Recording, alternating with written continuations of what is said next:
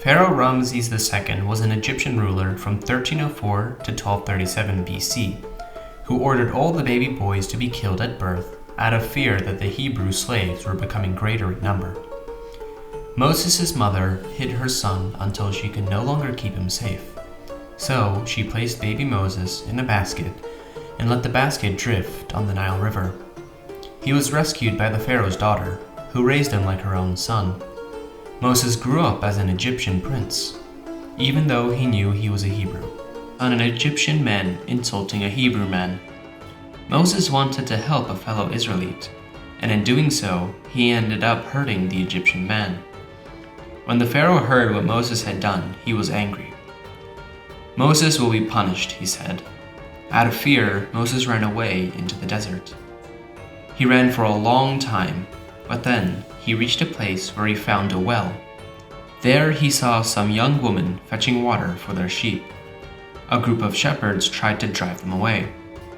Moses helped the women and their sheep by driving away the shepherds.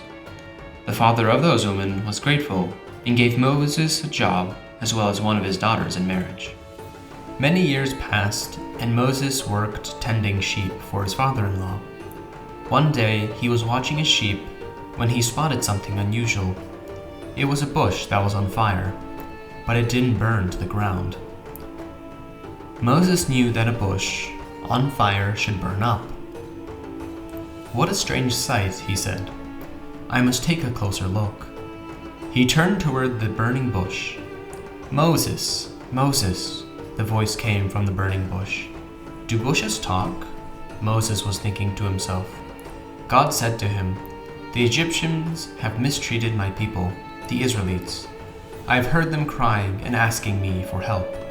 I will free them and send them to a good land. You will go to the Pharaoh and tell him to set my people free."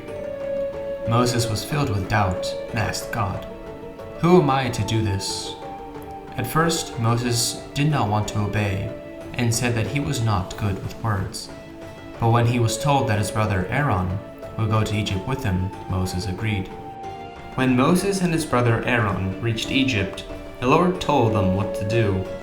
He said, "Go to the Pharaoh and tell him to let the Israelites go. He will be very stubborn and won't listen. It will take many signs and miracles before he will let you go." As a self-proclaimed god in human form, Ramses was not accustomed to take orders from lesser gods, let alone an unknown god like Yahweh. "Who is the Lord?" Ramses inquired, "that I should heed his voice and let the Israelites go?" Thus, the stage was set for a long struggle between a distrustful ruler and an outsized ego, and the prophet Moses, who had a new understanding of the power of Yahweh. One day, God asked Moses and Aaron to go see the Pharaoh. In front of Pharaoh, Moses threw down his staff, and it became a snake, just as God had told him. Pharaoh didn't look surprised at all. He actually just smiled at Moses. Without a word, he snapped his fingers, and a minute later, 3 men walked in. Pharaoh whispered in one of the men's ears, and the man nodded. The man then spoke quietly to the others. All at the same time, the men threw their staffs on the ground, which turned into snakes, just like Moses. At that moment, Moses realized that these men were the Pharaoh's magicians. "Nice try, but the Israelites belong to me, and they work for Egypt. I will not let them go," said Pharaoh. Moses met Pharaoh the next morning again and explained to him, "Because you still won't listen and free my people, the water of the Nile is going to change into blood. The fish will die, the river will stink, and none of the Egyptians will be able to drink its water." The Pharaoh smiled and said, "Go ahead." So Moses did what the Lord had told him. He put his staff into the water and turned it into blood. Pharaoh seemed a little surprised, but he summoned his magicians and they turned more of the water into blood. With that, the Pharaoh's heart became hard, and he walked away. Back to his palace. After a whole week of this, Pharaoh still wouldn't let the people go, but neither could his magicians turn the blood back into water. The Lord instructed Moses to go see Pharaoh once again. God said, "Tell Pharaoh to let my people go. If he refuses to let them go, I will plague the whole country with frogs." After a day of this, the Pharaoh couldn't take it anymore, and he called for Moses. He begged Moses, "Pray to your Lord and take the frogs away from me and my people. Then I will let your people go." So Moses prayed to the Lord, and all the frogs died. But when Pharaoh saw that all the frogs were dead, he was relieved, but his heart hardened again, so he changed his mind. There were many other plagues that followed, gnats and flies. Then all the livestock died of sickness. The Egyptians were covered in sores. Then hail came down that damaged their crops. Locusts came and ate all the grass, as well as anything green. Then there was complete darkness, which forced people to not leave their homes as they couldn't see anything. With each of these plagues, Pharaoh said he would let the Israelites go if God put things back to normal. But like before, he would always change his mind. God sent one more plague, the 10th plague. That was far worse than any of the previous ones. The Lord said, "This will be the last plague on Pharaoh and Egypt. After this, he will let you go. Around midnight, I will go throughout all of Egypt, and every firstborn son or animal in Egypt will die, even the son of the Pharaoh, and there will be great sadness." Moses warned the Pharaoh, who refused to listen. After midnight, Pharaoh realized what was happening in Egypt and summoned for Moses. He said to Moses, "Leave my people. You and all the Israelites are to leave Egypt immediately." The Pharaoh finally decided to let the Israelites go, and they migrated in large numbers from Egypt. The Pharaoh later changed his mind and followed Moses and his people with an army to attack them. In order to save his people, Moses made the Red Sea part and make way for the Israelites to pass. The Israelites were safe, but the Pharaoh's army, when they tried to cross the sea in pursuit, were destroyed. Moses led the Israelites through the wilderness, and God helped them along the way by providing manna, type of grain, quails to eat, and water from the rocks to drink. When Moses came to Mount Sinai, he went up on the mountain to receive the 10 Commandments and other laws from God. The 10 Commandments were written by God on 2 stone tablets. God also told Moses the instructions of the priest's duties. Moses was on the mountain for 40 days and 40 nights. Meanwhile, the people were waiting for Moses and did not find him. They made Aaron, his brother, make a calf out of gold and worshipped it. God warned Moses about it. When Moses came down and saw what they had done, he was very angry with them. The people of the Levite tribes forgot all about the God who let them out of Egypt. Instead, they began an idol worship. Sri Mataji on Moses. Why did Moses talk of the balance? Why did he talk of the 10 Commandments? For what? I mean, every intelligent man must ask. Every Jew must ask. For what? Because without balance, you cannot ascend. I mean, even an airplane has to be a balanced thing to ascend.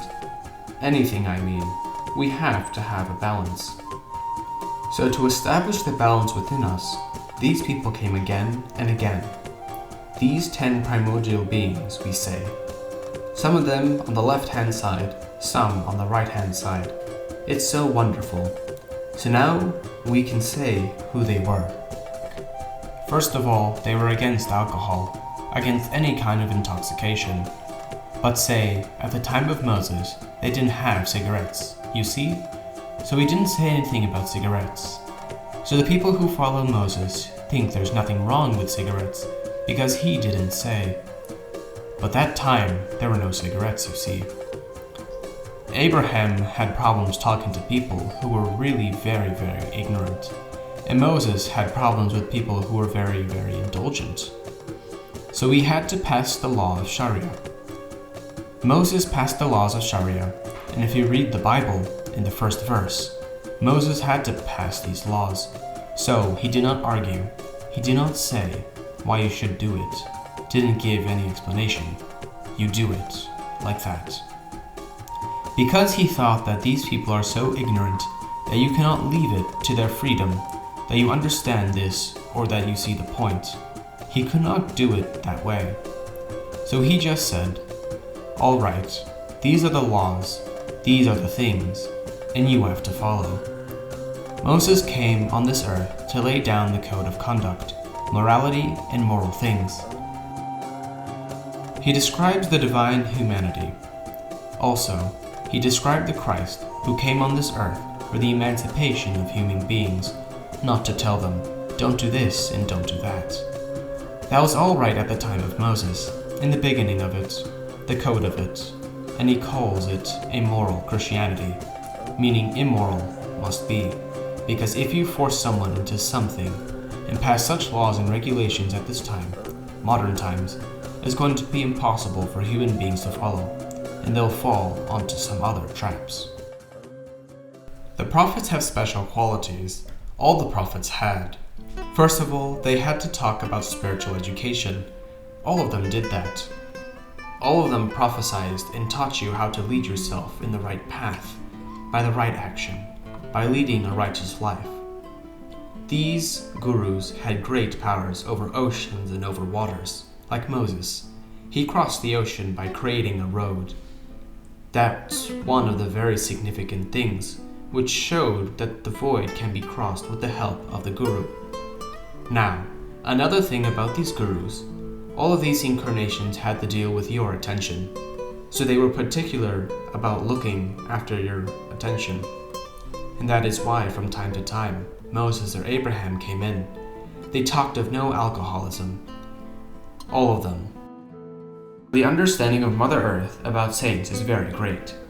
She knows who the saint is. She knows the feet of a saint, and that's why you should know so many things were created, like Moses.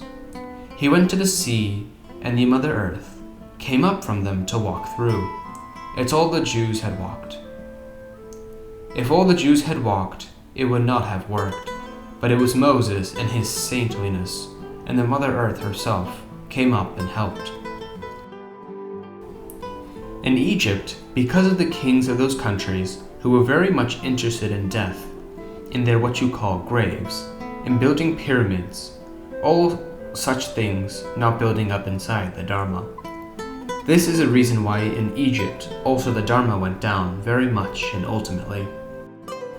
Long time back, must be at least 10,000 years back, when Prahalada brought in the incarnations of Sri Vishnu, these Rakshasas went into there, called as Asuras, Assyrians they call, but Asuras they were. And if you go to Egypt, you'll find the Sphinx there, just the opposite of what Narasimha was. The man is in the upper part and the lion is in the lower part. But Narasimha is just the opposite. Narasimha is the lion in the upper part and the man in the lower part. So they created this kind of an image, which was just the opposite of Vishnu.